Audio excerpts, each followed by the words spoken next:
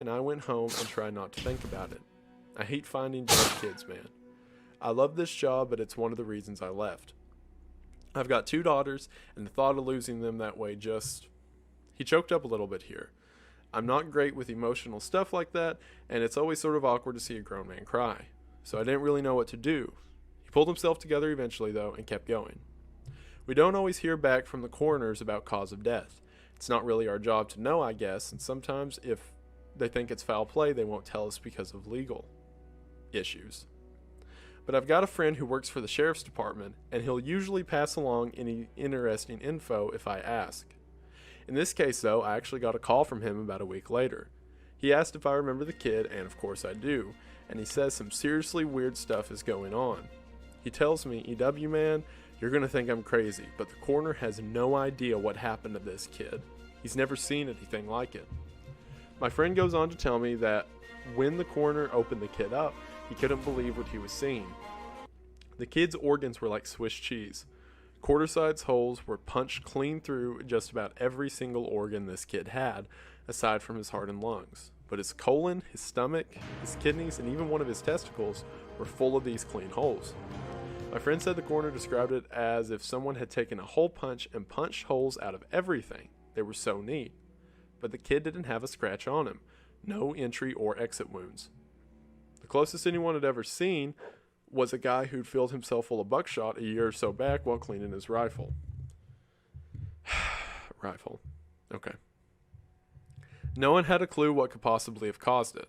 My friend asked me if I had heard anything like it, or if we'd had similar cases in the past, but I never even heard of something like that, and I told him I wasn't going to be of any help to him. As far as I know, the coroner determined the cause of death as something like massive internal bleeding, but no one knows what really happened.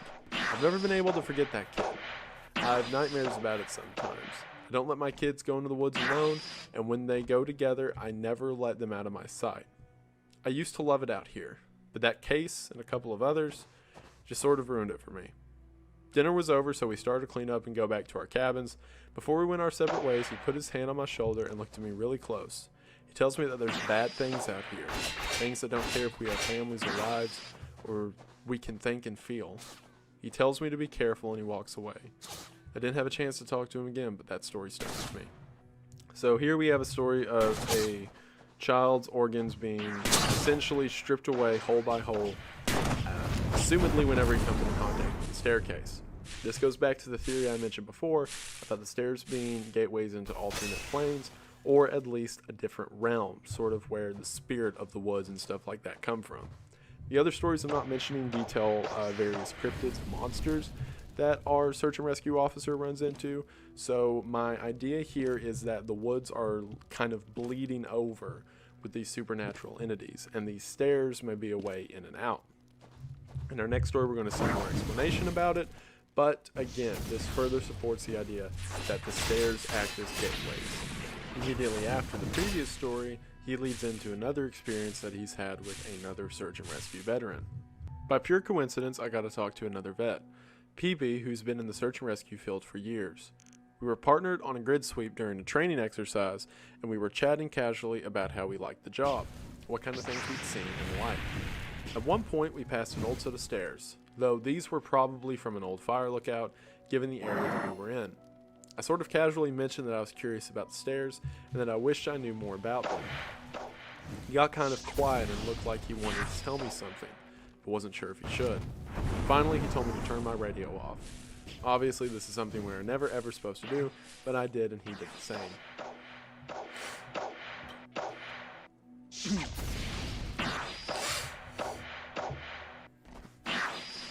About 7 years ago, he tells me he was out on a call with a rookie. They were in the area of a park that's had a lot of strange reports and events. Disappearances, stories about lights in the forest, odd noises, things like that. The rookie was totally spooked, kept going on and on about things in the woods, according to PB. The guy wouldn't stop talking about the goat man, just on and on. Goat man this and goat man that.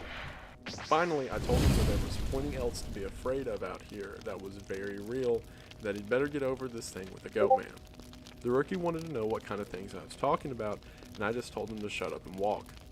We crested a little ridge, and there was a staircase about 10 yards ahead.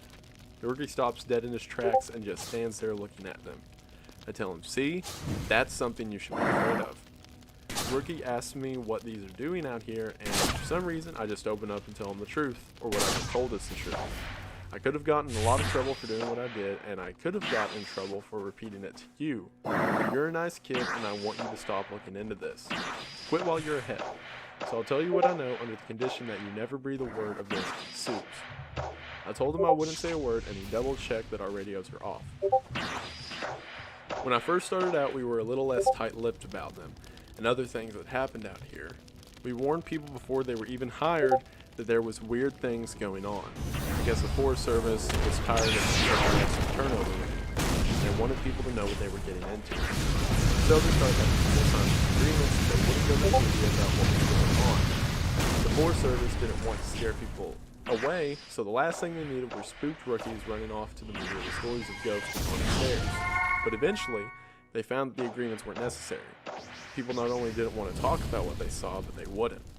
A few times, media tried to talk to people when kids or hikers would disappear, and no.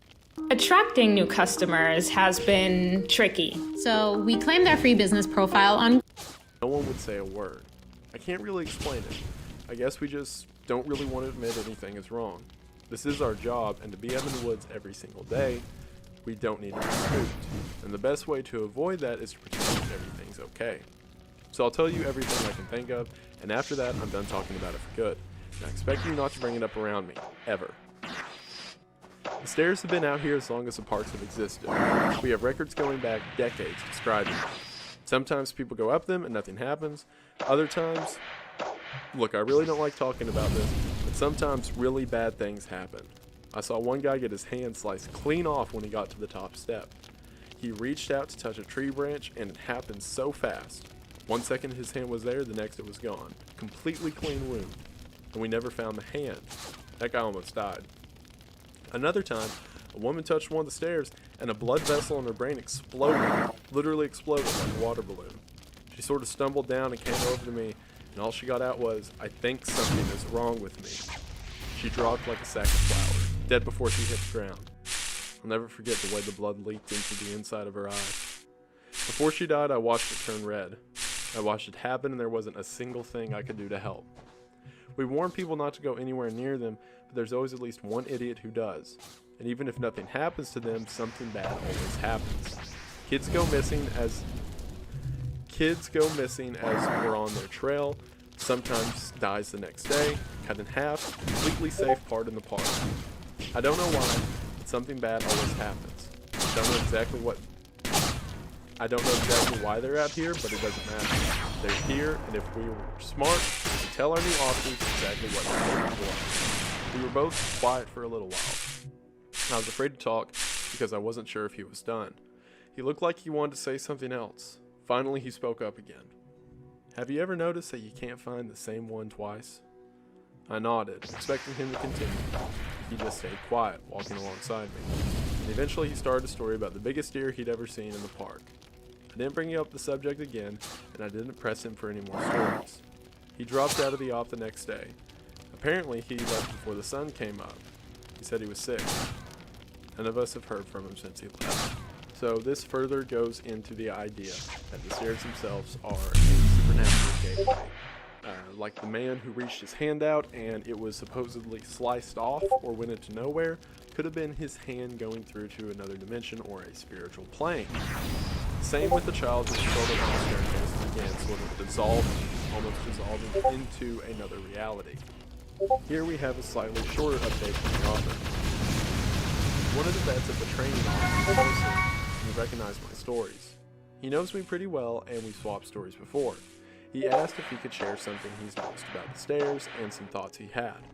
I'm really glad you decided to share these. I think it's important that people be aware of what's out there, especially since the Forest Service is doing such a good job of covering it all up.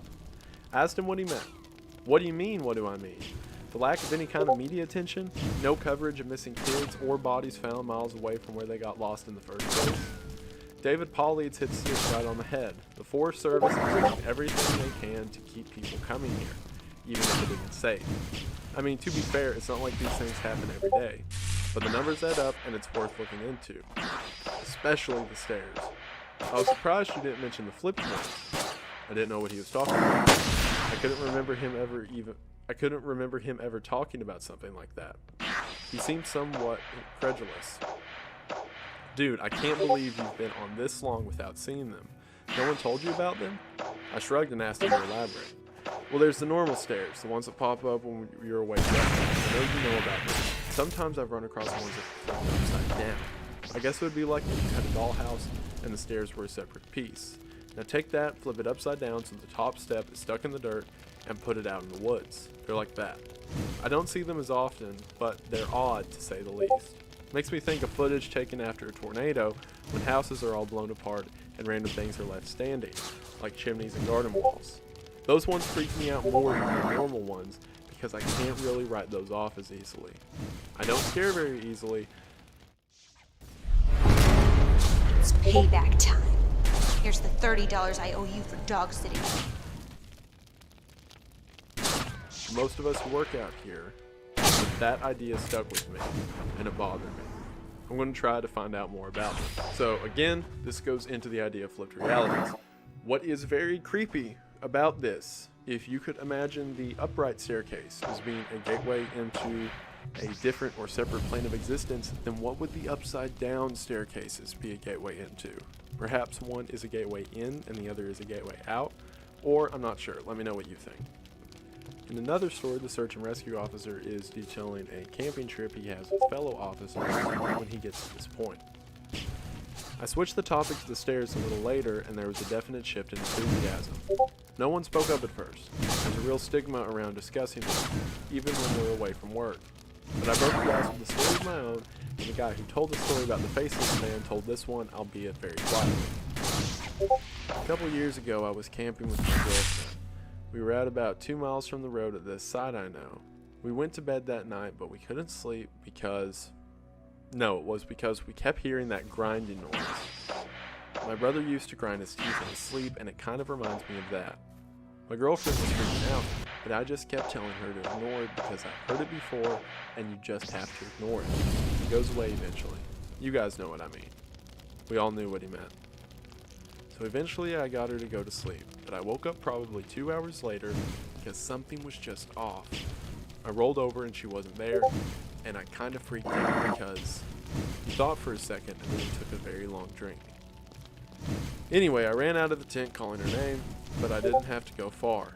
She was standing at the edge of the camp looking at something in the trees, and I could see she was really pale. Fire was slow, but bright enough to see her. Anyway, so I ran up to see what she was going on, and she was dead asleep, but her eyes were open. She had this real spaced out look, you know.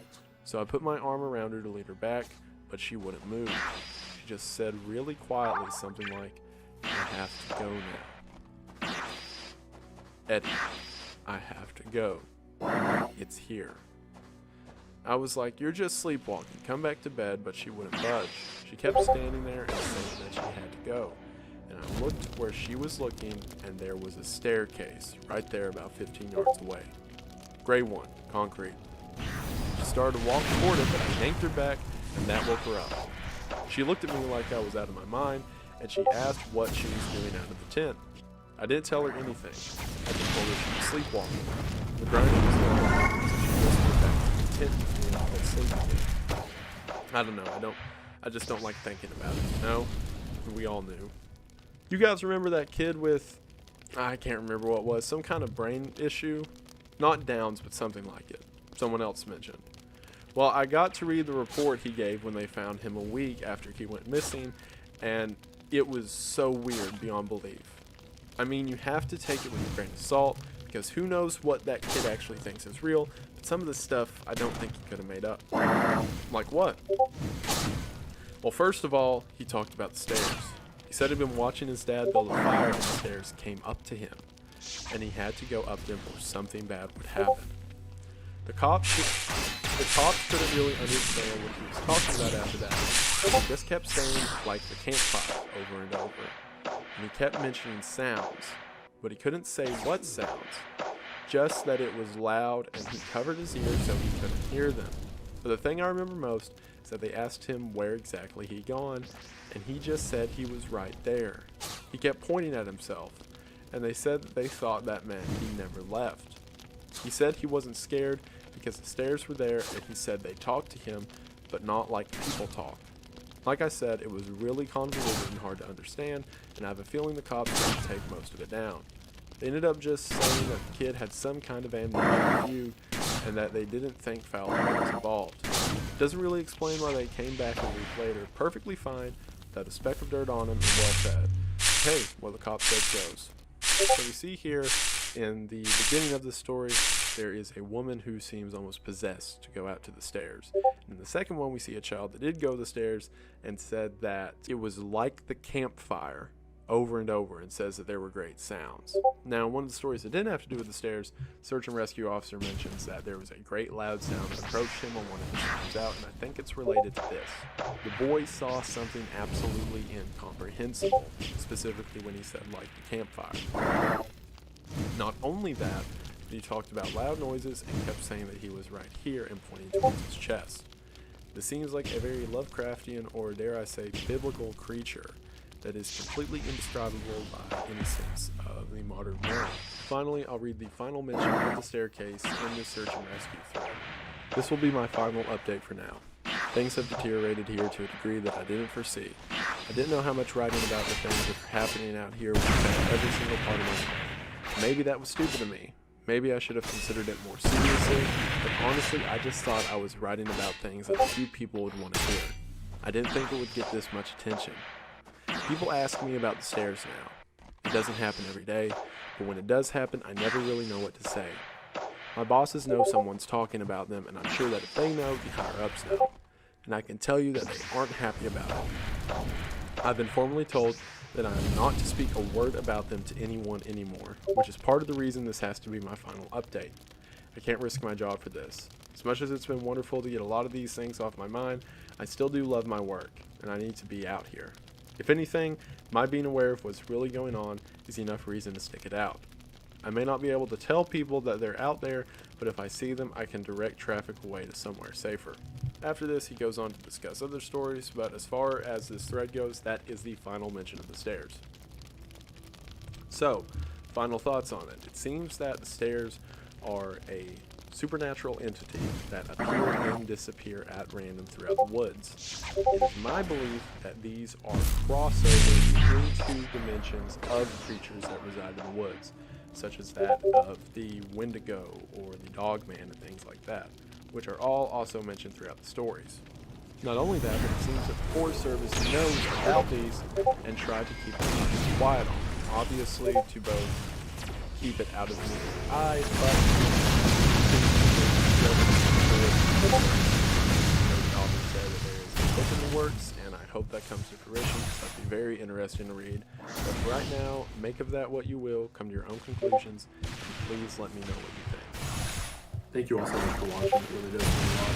I know this is a little bit more low effort than things I normally do, but it really means a lot to see all the support.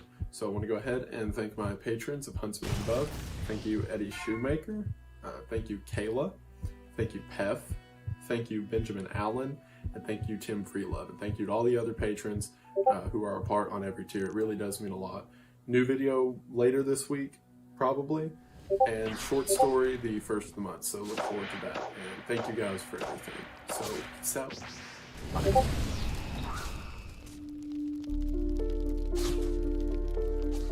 What Remains of Edith Finch is best described as a vastly more complicated and interactive version of those pop-up books you may have played with as a child, the ones with the pull tabs that move things on each page. Eve to me is basically freedom. It's a giant open universe where Hello everybody, and welcome to the True Crime Unsolved Iceberg. As the title suggests, this is going to be a look at atrocities and crimes committed by people who to this day have not been caught. The chart goes from everything from well-known unsolved cases, all the way down to discovered victims and remains who are hard to explain, let alone catch who did it. I will not be showing any of the more brutal crime scene imagery, but I will be discussing some more intense topics, especially as the iceberg goes down, so viewer discretion advised. I would also like to thank Reddit user Washermasu, at least I think that's how it's pronounced, who made this iceberg and was a big help to me in figuring out some of the ones that I didn't even know about and couldn't find information on initially. As he said, the chart is ranked by obscurity and a little bit of depravity. That being said, timestamps for every tier will be in the description, so if you're getting bored or don't like whatever's being mentioned on one tier, skip ahead to the next to see if you like that better. Also, I'm going to link the original iceberg image in the description. I'll have it posted on my Patreon, but you'll notice that I omitted a few of them from this video. The reason being the original iceberg was just unsolved mysteries in general, so a few had to do with the supernatural and things similar, and I'd rather just stick to the true crime aspect, especially since a lot of those supernatural ones I cover in the conspiracy series, or at least I felt like I should remove them by my opinion for this video, because you know the thing about opinions, everyone's got one. And speaking of opinions, how would you like to get paid for yours? I'm going to tell you how with the sponsor of today's video, Opinion Outpost. Now, I'll be completely honest with you guys. Whenever I saw Opinion Outpost email me for a video, I thought it was too good to be true. The site advertises that for free, while not giving any of your sensitive information, you can make money just by answering questions. So I got on the site, tried it out, and it's actually what they said it is. Opinion Outpost works as a hub where companies can use your thoughts as a census group and then pay you for your opinions. So in other words, you can do what I did and make a couple dollars while you're on the couch watching Netflix. By just answering surveys, you will get points that can lead you to rewards like Amazon gift cards or even direct payouts through PayPal. So this sounds like an awesome product. I wanted to bring it to you all if you are interested. So I am happy that they are sponsoring me, because using the link in the description, you can go directly to Opinion Outpost and start earning money for your own thoughts. Because hey, everybody's got an opinion, but not everyone's got cash. Thank you so much to everyone for watching. A massive thank you to Opinion Outpost for sponsoring this video. It really does. Which also on that committee, they rolled the JFK shooting, and you know how I feel about that one. It'd be no secret that the government hated Martin Luther King, doing everything from denying his concealed carry permit to writing him letters in an attempt to make him kill himself. Several believed that perhaps James Earl Ray was just part of a greater conspiracy, and I went down such a rabbit hole with this there will probably be a deeper dive, so stay tuned. Bob Crane was a famous actor from the show Hogan's Heroes. However, unlike the wholesome television show he was on, when he was not on set, he was doing a whole lot of yeah. As a matter of fact, he greatly enjoyed filming these events, sometimes without the consent of the women themselves, with the help of his partner John Henry Carpenter. That was until June 29th of 1978 when Victoria Berry, his co-star, came to see him as he had not come to work that day, only to find him bludgeoned to death on the ground with a phone cord wrapped around his neck. Immediately, attention turned towards John Henry Carpenter. According to Bob's son, the night before his dad was murdered, John was in a fight with Bob over the phone, as Bob had said that John had gotten weird and a little too clingy, and he was trying to break off their friendship. This led to an investigation of John where nothing conclusive was turned up, although a lot of people to this day thinks he probably did it. Because like, they impounded his car and they found blood and supposedly brain matter in the back seat, but they couldn't test the DNA right because it was 1978, so it wasn't conclusive. But I mean, like, if you found the brain matter in the blood and then his best friend's dead the next day, probably. This one, like, I mean, I know it's technically unsolved, but like, is it really unsolved? Like, come on, guys, really? What is known for sure is that Nicole Simpson and Ron Goldman were murdered on June the 12th of 1994. Attention immediately turned towards Nicole's husband, O.J. Simpson, who was a popular football player who was fleeing the scene at the time this was going down. This led to the famous chase down the LA freeway in his white Ford Bronco. This then led to an 11-month trial, which many have called the trial of the century for its widespread publication. Despite evidence so far as O.J. Simpson's DNA being on the inside of a glove left at the crime scene that had Nicole Simpson's blood on the outside of it, O.J.'s lawyer managed to make it a race issue, saying that the LA police were staging O.J. to take the fall for someone else's crime, which led to a not guilty verdict for O.J., and no other suspects have been named since because, yeah. Tupac, who was a famous rapper and actor, was murdered on September 7th of 1996 in Las Vegas. At 11:15, his car was stopped at a stoplight, to which a four-door Suburban pulled up next to them, to which the driver then rolled down the window and shot into Tupac's car. Tupac survived for 6 days in the hospital before passing away. The only real single suspect that's been named in the case is a man named Orlando Anderson, who was a Crip that Tupac had gotten into with a fight earlier that night because Orlando had supposedly stolen jewelry from one of Tupac's groupies at an earlier date. However, no conclusive evidence stuck, and Tupac's death is remembered to this day as one of the most tragic of the music industry. Closely related is the death of the notorious B.I.G. The rapper, also known as Biggie, was killed on March the 9th of 1997 in LA. In a very similar circumstance, at nearly 1 in the morning, while sitting in his car, a Chevy Impala drove up next to B.I.G.'s vehicle and fired out the window into his. Biggie was hit 4 times and died that night of his injuries in a hospital. With his death occurring only 6 months after Tupac's, many relate this to being part of a larger world of a rapper turf war. Now, Elisa Lam's pretty popular now, thanks in no small part to the Netflix documentary, which showcased the most probable reason for her disappearance. However, for those of you who don't know, on February 19th of 2013, Elisa Lam was seen on the security camera of the Cecil Hotel, freaking out at seemingly nothing. On the security tapes, you can see her peeking in and out of an elevator, seeming freaked out as if someone's following her, before she runs off and isn't seen alive ever again. 3 days later, she was found in the water tank on the roof of the hotel. While now the common theory is that she was off of her medication and was suffering a sort of delusional mental episode, it doesn't explain all the pieces like how she got to the roof, how she got inside of the water tower, and if anyone else was involved.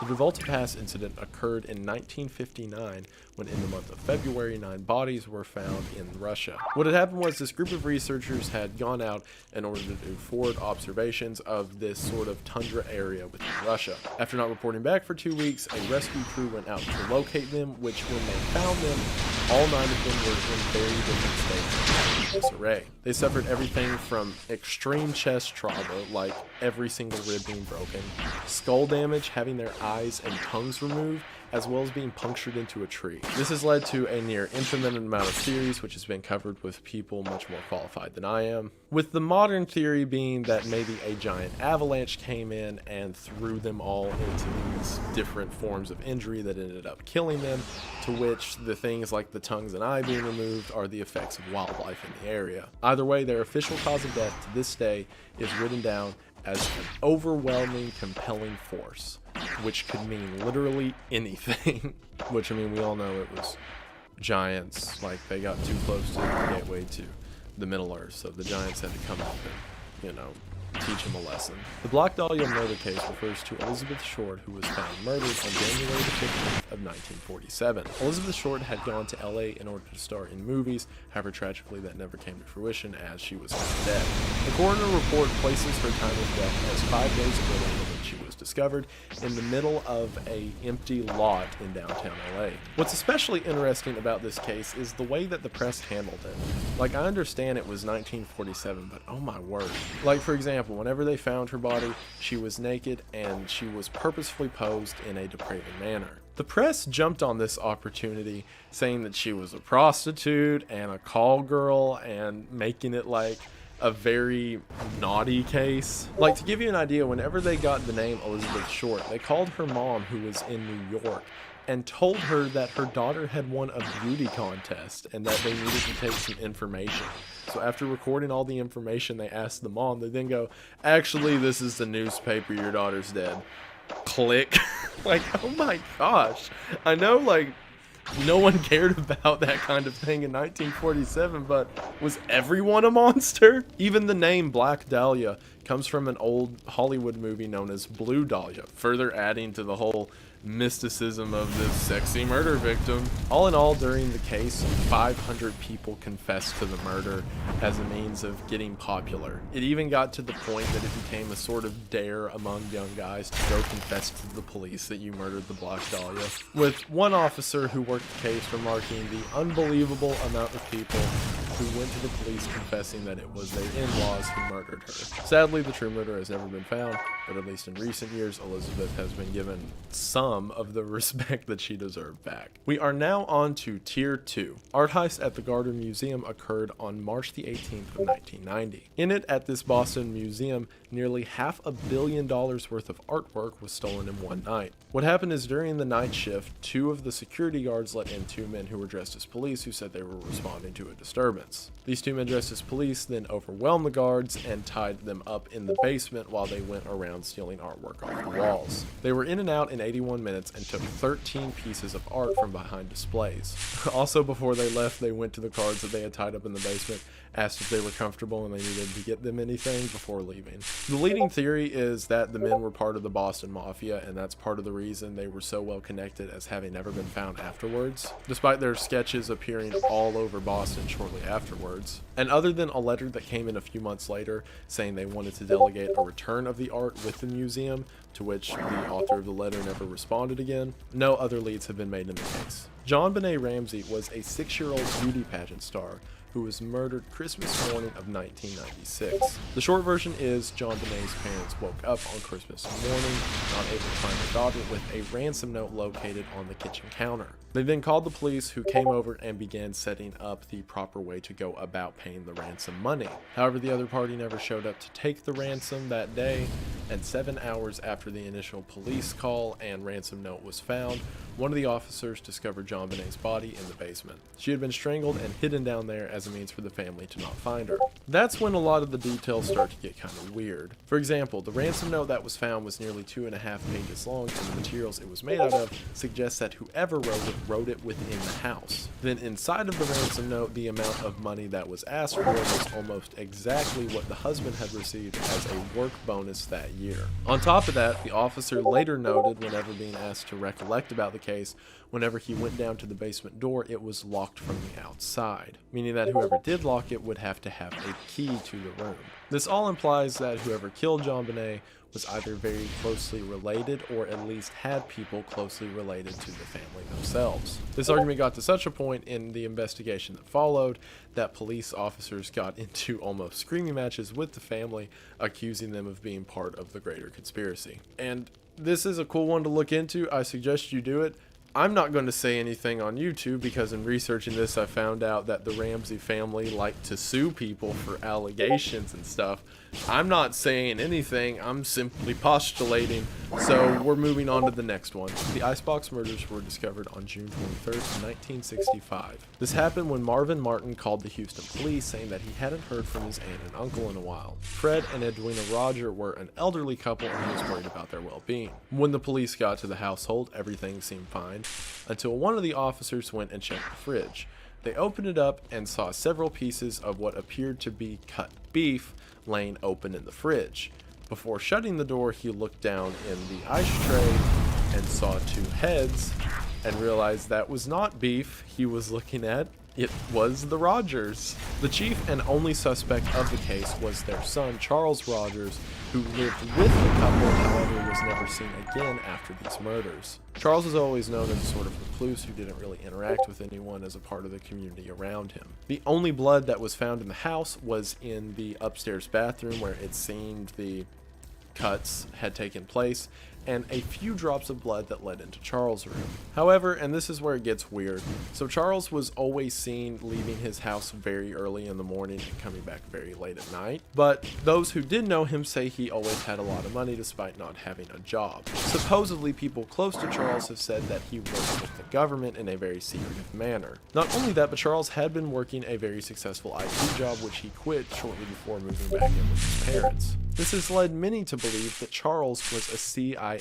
agent. And not only that, people have placed Charles in Dallas, Texas on the day of the Kennedy assassination, which means many people think that Charles helped assassinate John F. Kennedy as part of the Kennedy conspiracy. So, following that train of logic, perhaps his parents were getting a little too close to figuring out what he was doing, and either him or the organization he was a part of had to silence them. Although that still doesn't explain why they were like made into hot dog packets in the fridge, but I don't know, maybe to add some pizzazz because they were bored, I don't know. Who is B.D. Cooper refers to the only unsolved hijacking to ever occur in American aviation history. On November 24th, 1971, a Boeing 727 was flying between Portland and Seattle when a stewardess was handed a note from a man sitting down that said he had a bomb. She asked to see it, he popped open his briefcase, and she saw something that she later described looked like a bomb, to which he then negotiated through the stewardess with the captain of the plane of what to do next. He had the captain land the plane early and get everyone off board who is not an essential flight operator. Once landed, he demanded several $1 million in a briefcase. Also, in the meantime, everyone who interacted with him said he was incredibly kind, that he was very nice, slow talking, understanding, and even talked to the stewardess about how everything's going to be okay and how she was such a bright young woman with a beautiful future.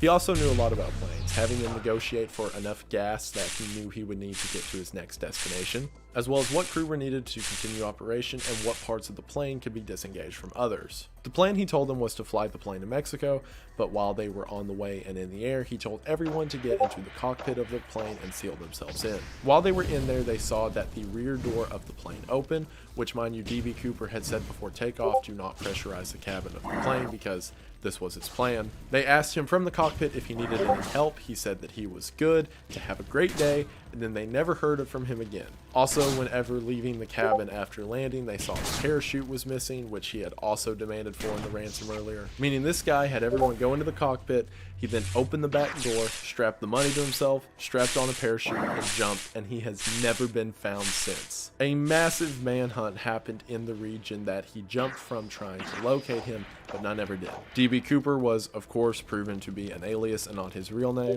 and it has been cited by many to be one of the most elaborate and possibly the most elaborate aerial heist in the place. Asha Degree was a very odd disappearance that occurred on Valentine's Day of 2000. 9-year-old Asha, who lived in Shelby, North Carolina, was, by all accounts, just a standard happy kid.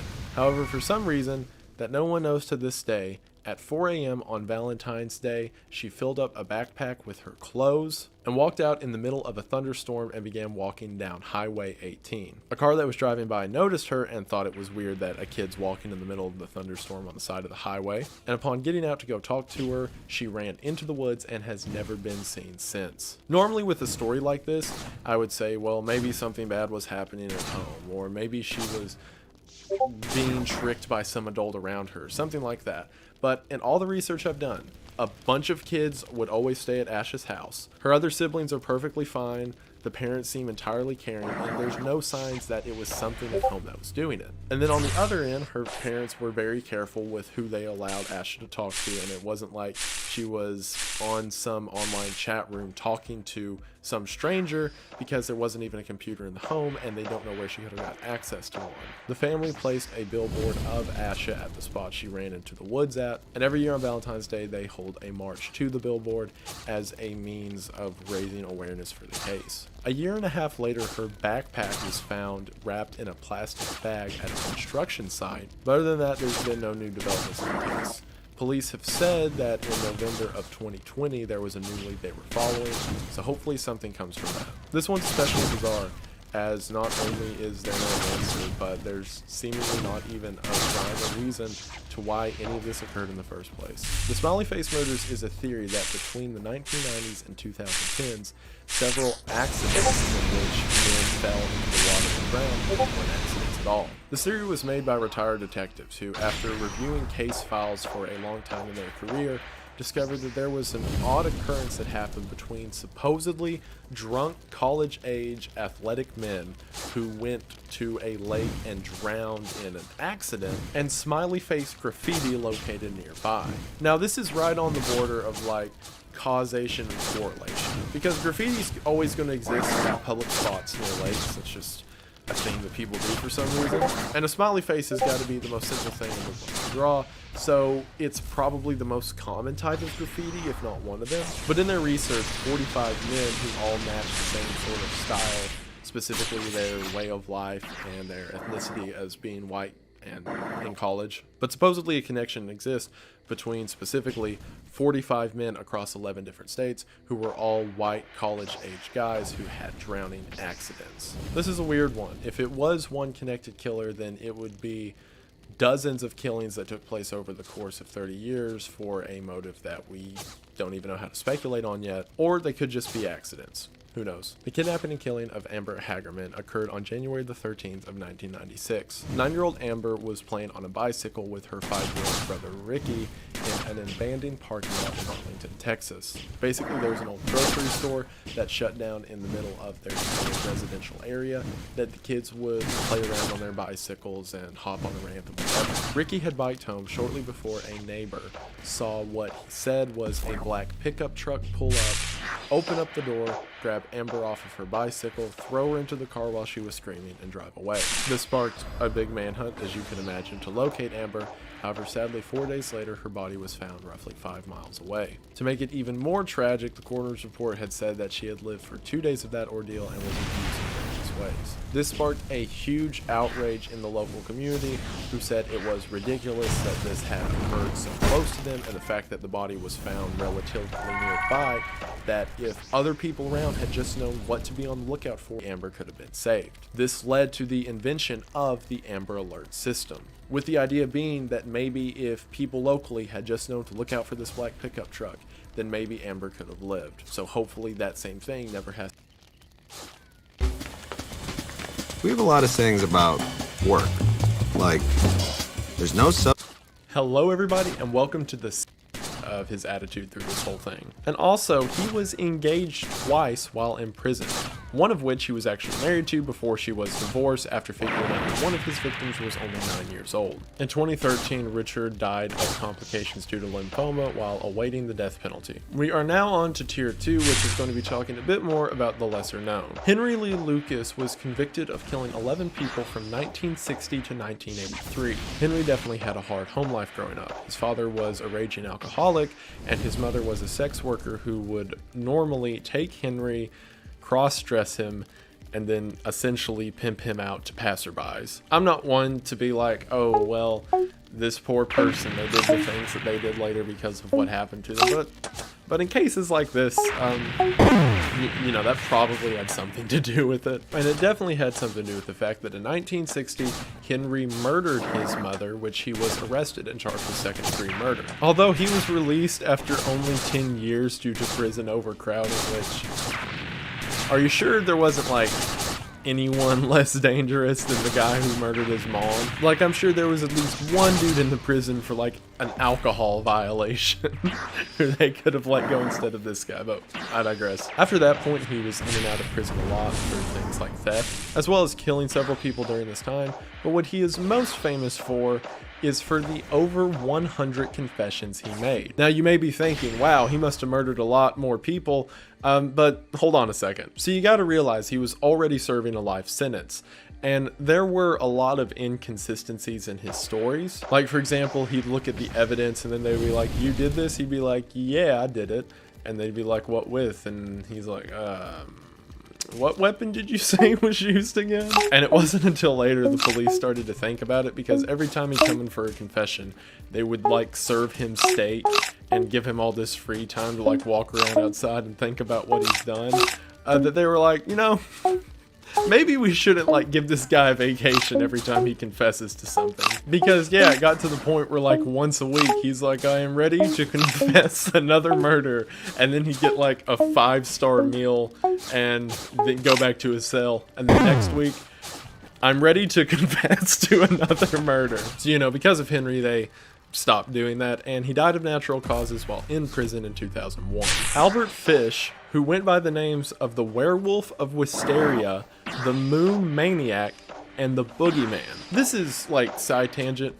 I can't stand the fact that serial killers are always given the coolest names. Like, there's the whole argument to be made about like glorifying criminals, and I understand that, but maybe like the first step could just be like, don't call them stuff like Jack the Ripper and the Moon Maniac. Maybe if we call these guys stuff like Stupid Baby Man, then no one would want to do any more killings. That's my political stance that I'm running for office with. Stupid Baby Man. Yes. It's like the opposite problem with hurricanes. Because like, no one runs away from hurricanes. They just like stay in the area. It's like, yeah, because you named them stuff like Irene and like Buford. Like, no one's gonna run hiding from a storm named Gary. But if we called it something like the Automated Wood Chipper Death Machine 9000, people might leave. Okay, what were we talking about? Oh yeah, Albert. At the end, Albert Fish admitted to 3 murders, although the estimated number is more in the hundreds. Albert's gotta be one of the most evil people who ever lived. He would commit these acts by finding children that he thought wouldn't be missed by society, which in the 1930s most often consisted of immigrants and minorities, to which he would take them to his house and perform acts of assault, dismemberment, torture before finally killing them and disposing of their bodies. He also practiced very extreme forms of self-affliction, such as stabbing and crushing his genitals, as well as inserting glass objects. And anyway, the reason he only admitted to the 3 in the end is because those are the ones that he was being charged with. Although it didn't really matter in the 1930s, because 1 or 1,000, you're going to get killed for it either way. During his trial, they listed the number of sexual disorders he had, and it's like a page, including really gross stuff like necrophilia, as you can imagine, as well as like coprophagia and urophagia and other things. To give you an idea of how hated this guy was, they deemed him insane but should still be put to death. To which he was. In 1936, he was executed by the electric chair.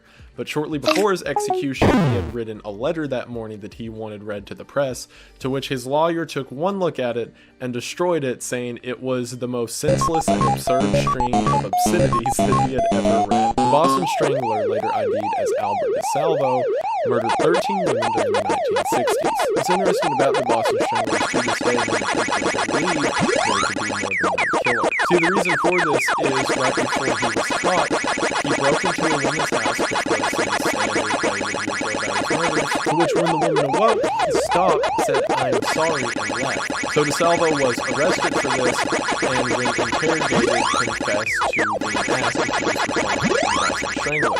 But because of the manner in which he was arrested, and people saying the police did not handle the evidence properly, a lot of people believe that perhaps he was pressured into confessing for the murders of someone else. And in 1973, he was stabbed to death in the infirmary of the prison by a fellow inmate who's never been identified. In recent years, however, due to advancements in DNA testing, the 13th victim had DNA of her killer on them, to which that DNA proved to match that of DeSalvo. So he was at least responsible for the 13th murder, but people think that may not mean he was responsible for all of them, so who knows. The Snowtown murders were committed by John Bunting, Robert Wagner, and James Velasquez from 1992 to 1999. After being caught, initially they all testified that they were hunting down pedophiles, and that the people they were murdering Initially, they all testified that they were hunting down pedophiles, and that the people they were murdering had got away from the justice system and they didn't want them to hurt any further children. However, after that, it then devolved into like, well, we also killed like, you know, the homosexuals and other people that we don't agree with. And then it eventually just got to like, well, we killed the weak, which... okay. And in this righteous crusade of theirs, they did things like steal the people's money and personal identity, like their social security cards, which... whatever. Once the bodies of their victims were found in various barrels, and they were all convicted of the crimes, they were all given life sentences. Ed Kemper, also known as the co-ed killer, was convicted in 1973 for murdering 10 people, including his own mother and grandparents. See, when he was 15 years old, he murdered his grandmother while his grandfather was out with a shotgun, later saying that he did it just to see what it would feel like. He then was afraid of his grandfather's reaction, so whenever his grandfather came back home, he murdered him too. Somehow, he was released only 6 years later because they didn't think he was a threat to society, which, yeah, that totally didn't backfire. Kemper was also a master manipulator. As a matter of fact, he tested with an IQ of 145, stood at 6'9", and was known to be able to talk his way into anything. The majority of his murders worked by picking up hitchhiking women, to which he would then take them somewhere secluded, murder them, dismember them, take them back to his house, and use the pieces for things. Kemper was eventually caught and given life for all of these murders. But what's wild in reading about him is everyone's like, oh, well, you know, Ed Kemper, he's like a really changed guy now, and he's really reformed, and he says things like, oh, I understand the terrible things I've done, and everyone's okay with him, when we know for a fact he's a super smart master manipulator.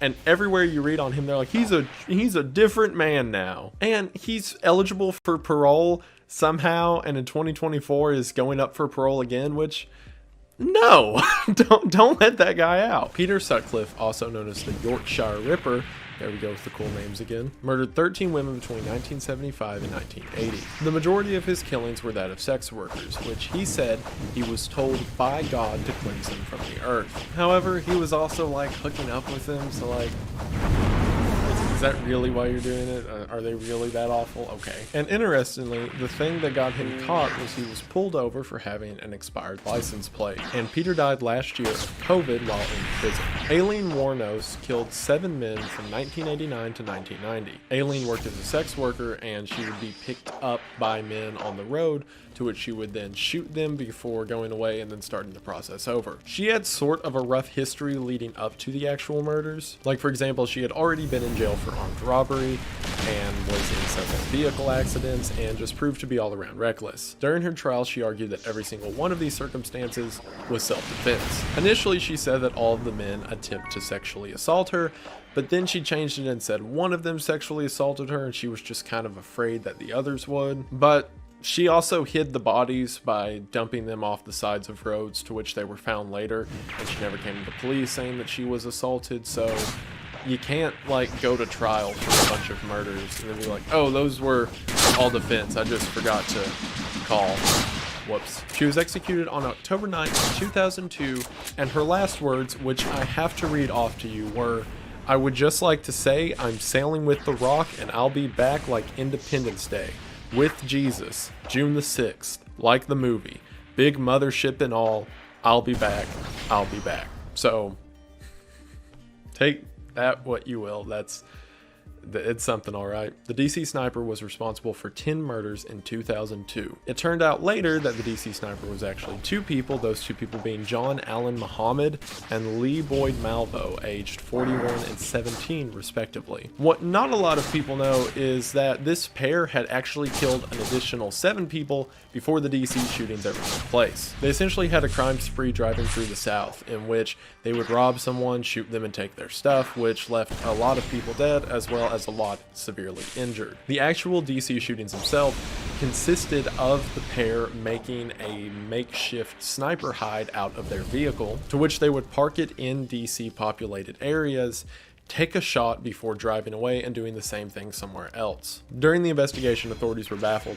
that someone could shoot a gun in the middle of the city and no one see them, and that's why the car makes sense. Because all it consisted of was them pulling up, firing out the back in a makeshift hole that they had drilled underneath the license plate before getting away. The way that they were finally caught is in one of the many phone calls that John Muhammad had with the police. He bragged about getting away with murders previously in the South, to which the police then figured out